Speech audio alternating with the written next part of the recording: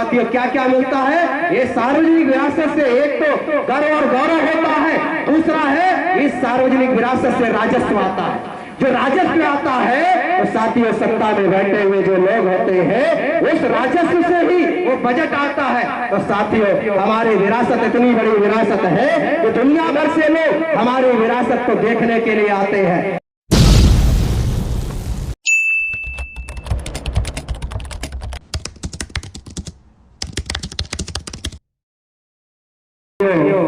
आज हम लोग ऐसे मौके पर उपस्थित हैं कि साथियों हमारे पुरखों के द्वारा अपनी पर्सनल विरासत को सार्वजनिक विरासत घोषित किया गया।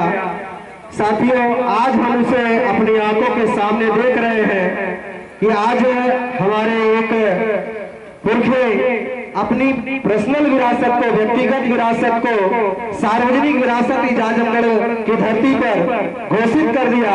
और साथ ही साथियों मुझे एक जानकारी और भी मिली कि ये जो विद्यालय प्रांगण है, ये विद्यालय प्रांगण भी आपने अपनी जमीन में ये विद्यालय बनवाया है। तो साथियों इन्होंने एक शिक्षा के केंद्र को भी मतलब अपनी पर्सनल विरासत को सार्वजनिक विरासत घोषित किया। साथियों जो पर्सनल विरासत है क्योंकि साथियों हमारा वजूद और अस्तित्व हमारी विरासत से है, हमारा वजूद और अस्तित्व हमारी विरासत से है। और आज शासक वर्ग के द्वारा हमारी विरासत पर कब्जा किया जाना एक बहुत ही षड्यंत्रकारी है।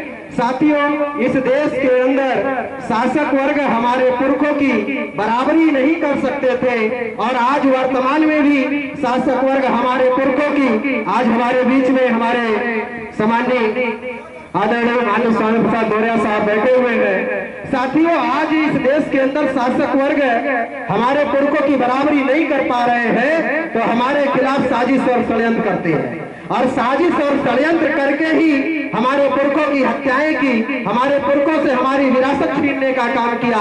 और वर्तमान में भी ये शासक वर्ग हमारी विरासत को खत्म करने का काम कर रहा है। तो साथियों हमने कहा कि विरासत से ही हमारा अस्तित्व और वजूद है। तो इसके संदर्भ में साथियों मैं एक बातें आपको समझाना चाहता हूँ कि विरासत क्या होती है और विरासत साथियों विरासत से गर्व और गौरव कैसे होता है। तो साथियों विरासत दो प्रकार की है, एक व्यक्तिगत विरासत है, एक सार्वजनिक विरासत है। व्यक्तिगत जो विरासत होती है, व्यक्तिगत विरासत पीढ़ी में ट्रांसफर होती है, लेकिन जो सार्वजनिक विरासत होती है वो सार्वजनिक विरासत गर्व और गौरव का विरासत होता है। वो गर्व और गौरव का विरासत होता है और जिनके पास और गर्व और गौरव करने की विरासत हो वो कभी हीन भावना में नहीं रहते, वो कभी हीन भावना में रहने वाले लोग नहीं है। तो साथियों हमने हमारे जैसे साथियों हमारे विरासत को आज ये कब्जा कर रहे हैं। इसे एक उदाहरण के तौर पर आप लोगों को समझाना चाहता हूँ ताकि यहाँ पर अगर अनपढ़ भी व्यक्ति हमारे समाज के होंगे उन्हें भी ये बात समझ में आ जाएगा। साथियों दादाजी ने किसी प्रकार की विरासत बनाई, कोई जायदाद बनाई और दादाजी ने उस विरासत के बारे में अपने बेटे को नहीं बताया और बेटे को नहीं बताया इसलिए पोते को नहीं मालूम। साथियों पोते को नहीं मालूम तो दादाजी जब दुनिया से चले जाते हैं तो उस विरासत पर कोई और कब्जा कर लेता है। जब उस विरासत पर कोई और कब्जा कर लेता है तो दादाजी के मित्र आते हैं और दादाजी के मित्र कहते हैं कि पोता ये जो विरासत देख रहे हो ये विरासत तुम्हारे बाबा की है, तुम्हारे दादा की है। तो हम कहते हैं दादाजी अगर दादाजी की होती तो ये पिताजी को बताए होते और आज हमें भी मालूम होता। तो साथियों कहते हैं कि नहीं ये तुम्हारे दादाजी की है। तो साथियों उसकी खोजबीन करने के लिए जब हम उसकी खतौनी निकालते हैं, खतौनी में दादाजी का नाम मिलता है लेकिन कोई और कब्जा करके बैठा हुआ है। जब उसे जाकर हम कहते हैं भाई ये विरासत मेरे दादा की है इसलिए मेरी विरासत है, तो वो जो विरासत पे कब्जा करके बैठा हुआ है वो इतनी आसानी से छोड़ने वाला नहीं है, वो इतनी आसानी से छोड़ने वाला नहीं है। वो तो आपकी पिटाई करने के लिए लाठी डंडे निकाल लेगा।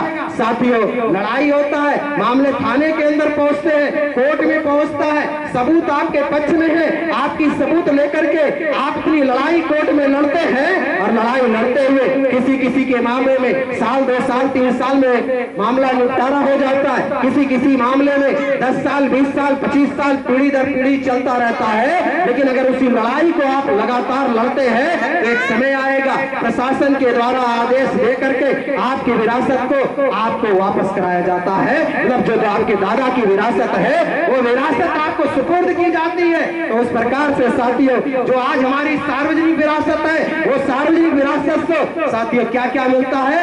ये सार्वजनिक विरासत से एक तो गर्व और गौरव होता है, दूसरा है इस सार्वजनिक विरासत से राजस्व आता है। जो राजस्व आता है तो साथियों सत्ता में बैठे हुए जो लोग होते हैं उस राजस्व से ही वो बजट आता है। तो साथियों हमारी विरासत इतनी बड़ी विरासत है कि दुनिया भर से लोग हमारी विरासत को देखने के लिए आते हैं। तो साथियों माननीय जी के द्वारा आज ये विरासत घोषित किया गया, आपके द्वारा ये अपनी जमीन पर बुद्ध की प्रतिमा लगाई गई। तो साथियों ये अब सार्वजनिक विरासत हो गई। तो साथियों इस प्रकार से हमें विरासत को बचाने के लिए ये लड़ाई लड़नी होगी। साथियों 9 जुलाई 2023 को सारनाथ के अंदर हम लोगों के द्वारा विरासत बचाओ आंदोलन का कार्यक्रम किया जा रहा है। इस कार्यक्रम में माननीय मंत्री जी भी उपस्थित रहेंगे। मैं आप सभी लोगों को निवेदन करता हूँ कि 9 जुलाई 2023 को जो कार्यक्रम सारनाथ के अंदर होने जा रहा है विरासत बचाओ आंदोलन, इस आंदोलन में आप सभी लोगों को निमंत्रण है। आप सभी लोग इस कार्यक्रम में शामिल होंगे। इस आशा और विश्वास के साथ मैं अपनी बात को समाप्त करता हूँ। मुझे इस अवसर पर आप लोगों ने अवसर दिया, इसके लिए आपका आभार, धन्यवाद। नमो बुद्धाय। जय भीम, जय मूल्यवासी।